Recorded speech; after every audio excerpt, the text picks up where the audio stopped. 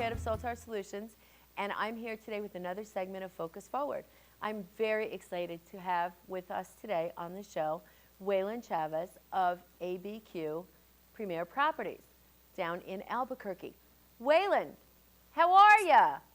I'm doing great. How are you? I'm marvelous. Thanks so much for being on the show today. So Oh, my tell us. pleasure. Thank you so much for the invite. Oh, you're welcome. You're welcome. I'm really excited that you can make it. So tell us, we're going to talk today a little bit about real estate.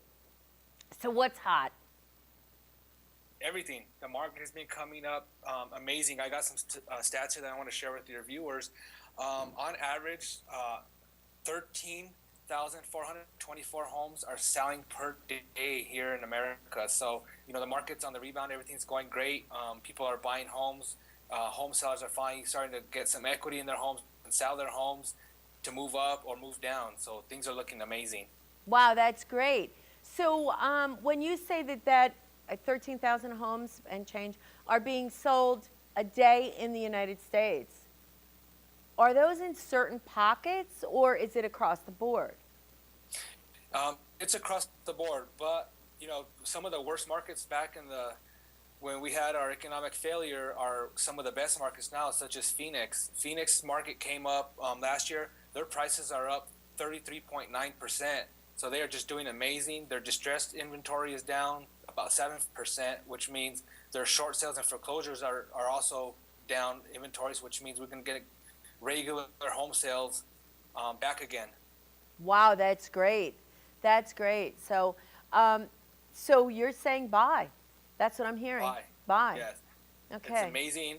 Interest rates today are 3.25% for an FHA and 3.75 for a conventional loan. So, these are amazing rates. There's no reason why, if you can buy, I would highly recommend it now. So I have a question about this because a lot of people are saying, okay, great, I have, the down payment, I have, the house I want to buy, I think I can afford it, the whole thing, and I can't get a mortgage. What's going on with that? Do you know anything about that? I do. In some places it's still a little hard to get a mortgage, but most lenders are easing up on the guidelines. Not too much, but there's still some flex room right there. If you have a 680 credit score and no collections, bankruptcies, foreclosures, short sales on your credit, you're as good as gold to go. And if you have a down payment, that's even better. The good thing with FHA is the down payment's only 3.5% of the purchase price. Wow, that's amazing. Wow, you sound like you really know your stuff. How'd you learn so much about real estate? I love it. I love what I do. I love helping people. I believe real estate over the long term is the best investment anyone can make. So I want to help people make that investment and teach them how to become financially independent through investing in real estate, even if it's their first home. So some people believe that real estate is not a great investment. Some people believe that real estate is not an asset, that it's actually a liability. What do you think about that? I can understand where they're coming from because, for so many years, real estate was, you could buy a house and the next year would almost, double in income, maybe not that much, but, you know what I'm getting at. Mm-hmm. But people when the real estate boom ended, they're starting to see prices decrease, homes ain't selling as fast, lots of short sales, lots of foreclosures. But over the long period of time, if you keep real estate as a long-term investment, it's guaranteed to increase in value, and you're guaranteed to get your money back because I have some statistics also that show from January 1 of 2000 to today, over the stock market, the NASDAQ, the Dow Jones, everything, real estate has increased 13.9% above all of those. So while the stock market's down, the economic of the United States is down, real estate's still rising and still appreciating. So over the long term, it's an amazing investment. It's not. You're not going to make your money overnight like you did a few years back, but over the long term, I think it's the best investment you can get and have somebody else pay for.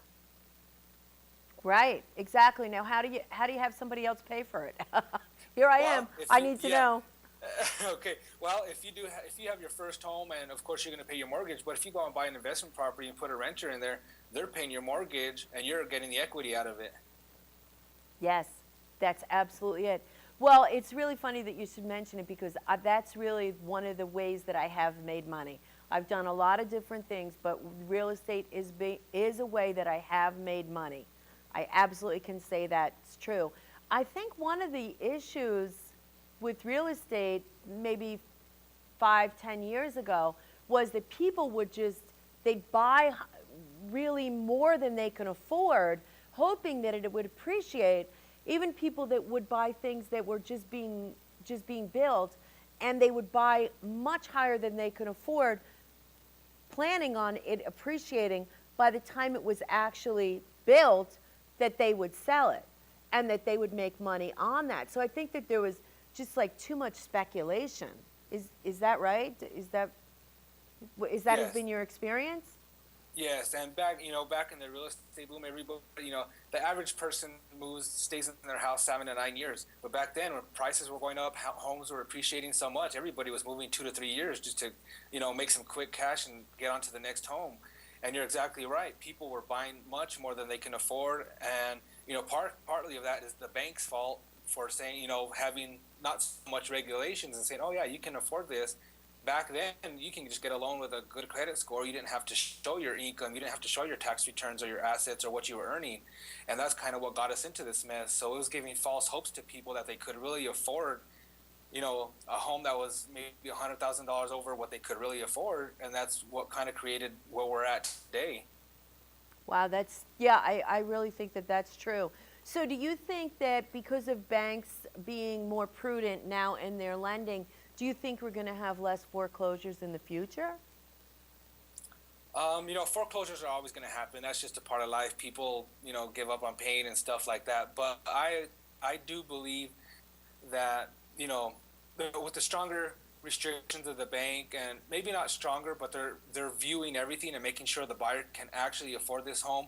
Like I said before, they are viewing tax returns now, paycheck stubs, bank accounts, work history. So when people are getting loans nowadays, they are able to make it and able to pay for it. So yes, it should reduce short sales and foreclosures in the future, but that's just a part of the way it goes. People lose jobs, people move and can't sell their whole home. So we will still see short sales and foreclosures, but hopefully not as many like we've been. Right. Well, I do think that there's probably always been the foreclosures, although I can tell you right now, I have never really known anybody to have a foreclosure on their home. Recently, within the last, say, 5 years, I have known so many people that have had that.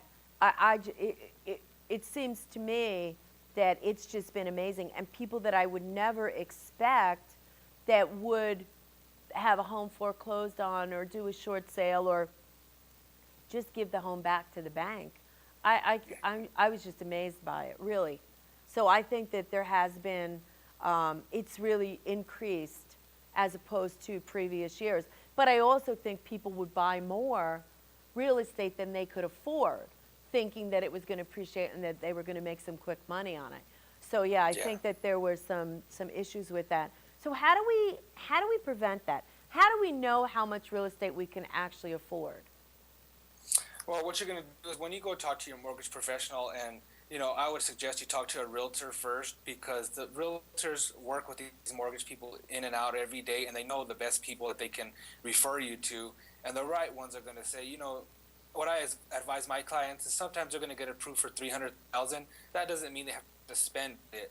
You need to go back, do your budget, go over your bills as a family, what you can afford to live on every month, because just because you're approved for the 300 or 400,000 does not mean you have to spend it. So first thing I would do is get your approval letter, and then decide what you can afford every month, because your payment's going to include your interest, your taxes, and insurance. So if you're renting now, your payment's going to go up a little bit, but you're paying taxes and insurance on it, which are tax deductible too. Your property taxes you can claim on your taxes. So, it's another tax deduction, which is another benefit for you come tax season. So I would just make sure what you can spend and come up with a budget, and don't go over that budget.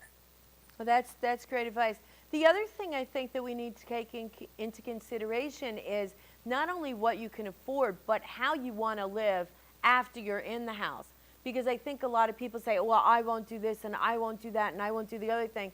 And then after a while, they resent the life that they've created. They don't want to live like that. They still want to go to dinner and they still want to go on vacations and things like that.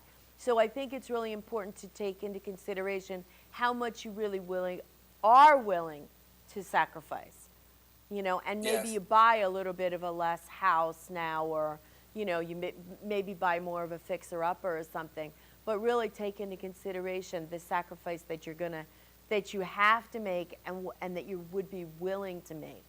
So I think that that's really important. So now there's a lot of open houses around. It's spring in some parts of the country. Here it's still winter, but we're hoping for spring eventually. But we're going to be starting to see the open houses start. So a lot of times when potential buyers or even lookers go in and they're looking at these open houses, the real estate agent immediately wants them to sign up with them, to sign a contract, and to get them locked in. What do you think about that? You know, yeah, you're right. Right now, we're going to start seeing an upswing of open houses. You know, when you go into the brand new home builders, you're going to go see other houses in the neighborhood. What I would suggest is, you know, when you go into the neighborhood and a realtor wants to have you sign up right away and buy that house, I would take a step back. You know, you're in the moment, you're excited, you think you might want it, but you also got to keep in mind that that realtor has his sign in front of that yard and is working for the seller. And not to say that, you know, they're going to do anything that's going to not benefit you, but just think about it. You might want someone working in your favor and in your best interest than having the same realtor as a seller. That's great advice. So how do you get out of it? How do you get out of signing that? I just would not commit. I would not sign nothing. You know, like I said, if you're going into the first in the open house, you love the house, and they persuade you to sign a contract right there, or even just ask you to sign a contract, I would wait. You know, take a deep breath, go out, go think about it, have lunch, and then go from there. Because, you know, when we're excited and we see something we like and we want, we tend to make decisions that we wouldn't normally make. So, you know, I would encourage somebody just to maybe take a break, go have lunch, and then if you're still feel the same way, I would consider finding a realtor to represent you. That's excellent advice. Excellent advice. So how do we know this good real estate agent or this great real estate agent when we meet them? How do we know them? Well, you know, like I said, part of my business is like 95% referrals. So somebody knows a agent, but if you happen, like some of your friends or family don't know an agent, what I would suggest you do is find a certified residential specialist. And what that is, it's the biggest referral network in real estate, and there are only 3% of the agents in all of the country that are CRS agents. And what that means is they're set to a higher standard of education. We have to take another, you know, after we get our real estate license, we have to take another course of education, which entails, you know, we have to get credits, just like a college. We have to get so many credits to get this designation, but it's not only education. We have to have so much production and so many sales to be a CRS. So I would encourage you to find a full-time CRS realtor that you're going to be taking care of, and you know that they have the education and the experience to do that for you. So what's the difference between a real estate agent that's full-time and one that just works on the weekends? I mean, what would be the difference in that? Well, you know, it's kind of like, you know, if you got to think about it as a doctor. If you want to go in, you're going to have heart surgery. Do you want somebody that does it part-time, or do you want somebody that knows what they're doing and does it on a daily basis, that's experienced and knows what's going out in the market and what's really happening and how to put your best interest first? Okay, good point. I get it. All right, thank you. Next question is, you say that 95% of your business is actually based on referrals? Yes. So how do you get so many referrals? From family, clients, and there's a term in the real estate business called past clients. I do not like to use that term because once I get somebody in a home and help them close or help them move, I love to keep in contact with that person because I want to help their family, their friends, their daughters, sons, nieces, nephews, co-workers. Instead of, you know, going out there and chasing new business every day, I generate a lot of referrals, and referral business, when somebody refers you to somebody, they're a lot more likely to trust you than if they just see you on a billboard or see your ad in the magazine or, you know, see you somewhere on Facebook. They know you. There's already been a testimonial about you from their friend or whoever referred them to you, so the trust is already built there. So and you're likely to have a better transaction that way. Excellent, excellent. Thank you. So what are the hottest things that we should be looking for when we're out there in, going to those open houses and things like that? What are those hot items that we should be looking for in a home? Well, nowadays, now everybody's coming up with kind of contemporary looks. So everybody's starting to remodel. Even the new home builders, they're giving more space. They're giving more of an open floor plans to help people entertain. People love to use their homes for entertaining. And the other thing is a lot of people here in Albuquerque, including myself, have home offices. So floor plans are starting to get bigger, and builders and people are starting to renovate either a room in their house or an old dining room into a home office to accommodate the new entrepreneur, you can say. Okay, so space for entertaining, home office, what else? What else should we be looking for? And if you're buying a resale home, what I would be looking for is asking, if you do go into an open house, are you going to purchase a resale home? Make sure you get a home inspection before you get into that home. It's not like a new home where you get a full 1-year warranty and then 10-year structural warranty. When you buy a resale home, that home basically is coming as is, unless you've negotiated repairs with the seller. But I would highly encourage anybody out there to get a home inspection before they purchase that home. So that's great advice. So what are those things that we could ask to have fixed, or what is over the top and what's normal for for those requests? Well, a lot. What's normal is going to be your basic living stuff and mechanical stuff, such as your heater, your gas, your furnace, your stuff like that, your windows, and of course your roof. But of course, if you have walls coming down, stuff like that. But a lot of people think they can come in and ask the sellers to replace tile and linoleum and kind of do upgrades for them before they move in. Of course, if the tile's bad and all busted up and the carpet's black and it's really supposed to be white, of course we can ask for those things. But it's basically what's going to keep you safe in the house and keep your family safe, such as the roof, and the structure of the house. Okay, that's great advice. So basically it's safety, structure, and mechanical things. Yes. Okay, so we don't want them to renovate well, we may want it, but we can't really ask them to renovate the kitchen and the tiles and the whole thing. Okay, yeah. Exactly.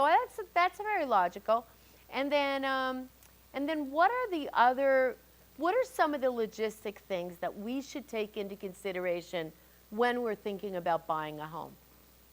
Well, one of the biggest things right now is coming out, is I have my notes in front of me, so that's why I'm looking down. But a lot of people that are getting an FHA loan know about the mortgage insurance, and what that is it's insurance on the mortgage to protect the lender.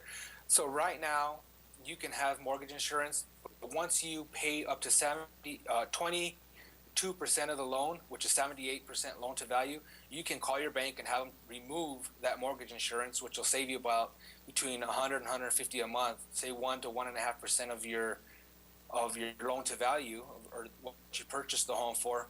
But after June 3rd of 2013, so not to put any pressure on anybody if you're thinking of buying, but after June 3rd of 2013, on FHA loans, mortgage insurance is going to be for the life of the loan. You cannot get rid of it after your 22% of paying your home, and your loan to value is be 78%.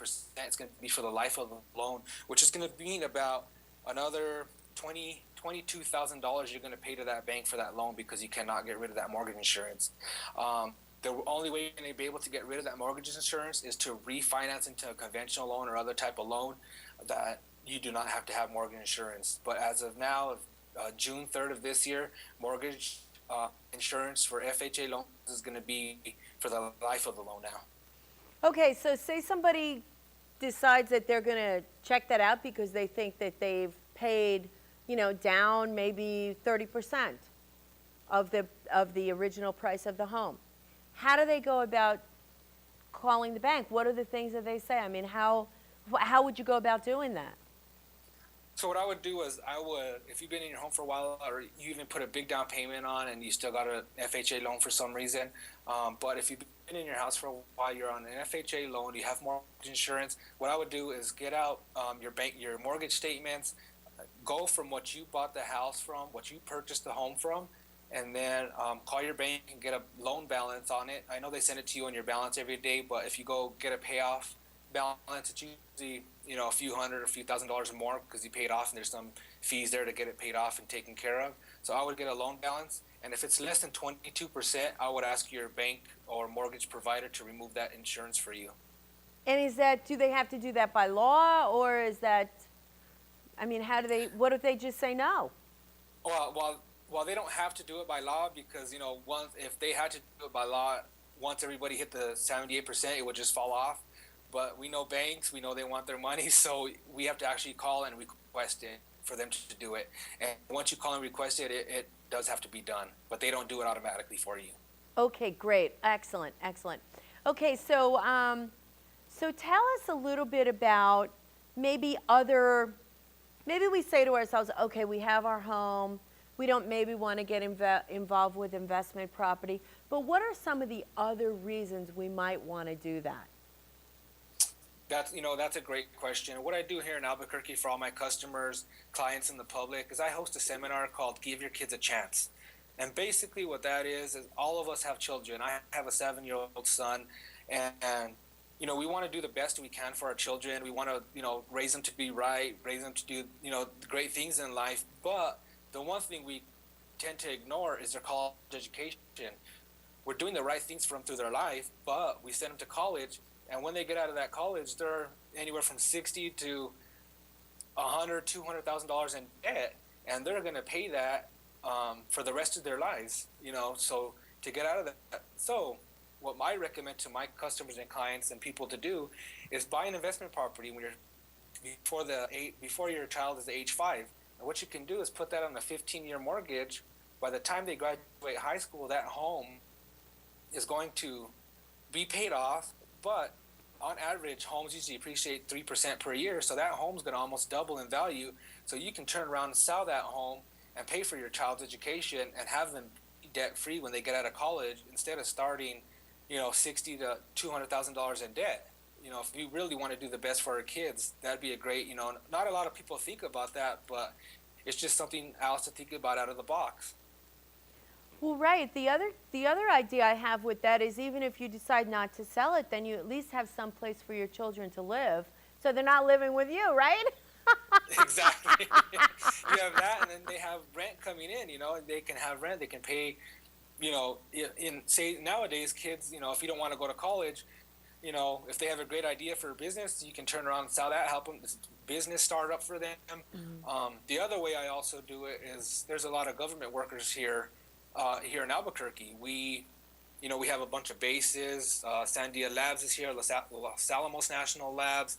So what I do for them is they have retirements to their company, but who knows what retirement's going to be by the time they retire. So what I try to do for them is help them and show them, buying them an investment property and paying that off by the time they retire. So they have their job retirement plus another retirement through a home. So it's kind of like 2 retirements, at the same time. So that way they don't have to worry about their retirement taking care of them for the rest of their life. And they can either sell it or just collect the rent income because the house is going to be paid off.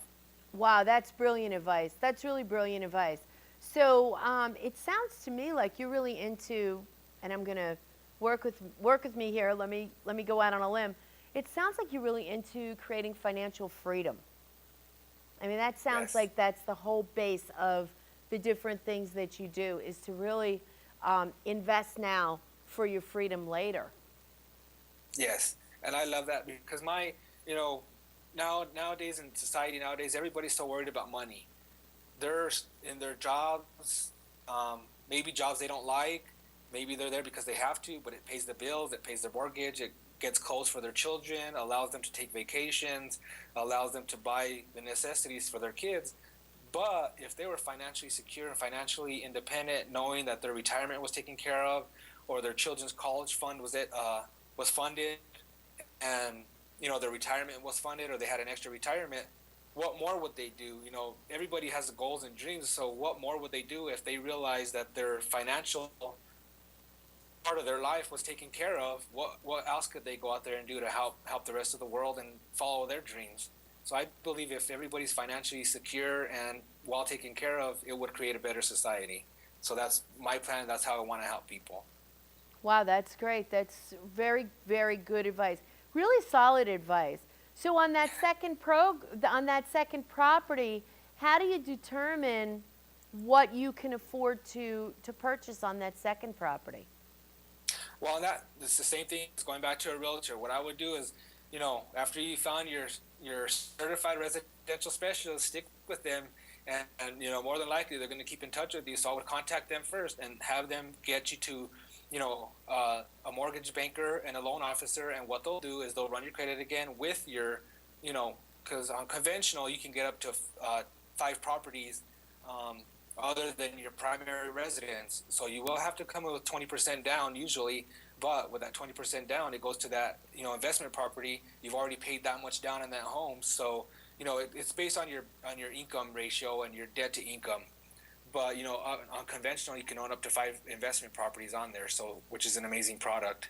Wow, that's fabulous. Well, you know what? We've come to the end of our show. I'm really sorry to say goodbye to you. You've given us so much great information. So I want to thank you for taking the time today. And let's see what happens with the market. It's really, right now, it's a very exciting time. It is. It's very exciting. And Lori, thank you so much for inviting me. It was such a pleasure. And just good luck on everything. I really appreciate it. Thank you. Thanks so much. And you have a great season. Take care. Thank you. Bye-bye. So there's another segment of Focus Forward. It's really been exciting to be on this show today, to be talking to Waylon about real estate and how we can use real estate for our future. Thank you.